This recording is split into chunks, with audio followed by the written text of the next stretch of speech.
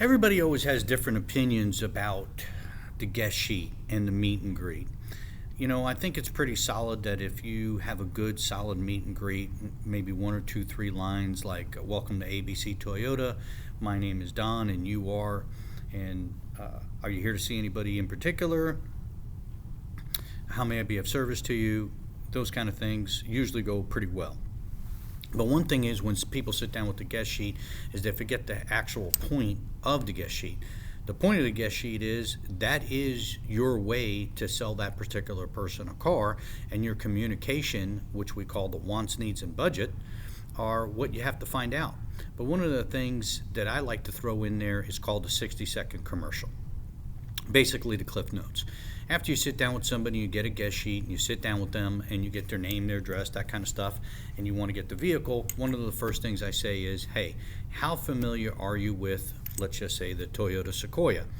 And then the customer is going to respond, and whatever their response is really doesn't matter, and you go into basically a short 45 to 60 second commercial about that particular product, whether it's Sequoia, a Chevy Blazer, an Expedition, whatever it is that you're selling. If you input that line in there, it makes the customer understand that you're paying attention and you're about to have a good Q&A between you and the customer, so everybody understands what the wants are, what the needs are, and what the budget is for this particular new or used vehicle. But throwing in that tagline after you get their customers' information and right before you start getting into digging what they're looking for, by throwing in that 60-second commercial, does a lot for the customer. Like I said, number one, it lets them know that you're paying attention, and number two, it lets them know that you are an expert in the field and you do know your product knowledge. Let's forget all about price and payment right now, because that's not what's selling the car. All the work is done outside, not inside. It's not, finding out right away what the customer's credit is, how much you want to spend, what do you want your monthly payment. That's all going to come in good time. But let's find out what exactly does the customer want, what do they need, and let's find out if there are any other decision makers that are part of this process. Maybe yes, maybe no, who knows? But the only way you're going to find out is to ask.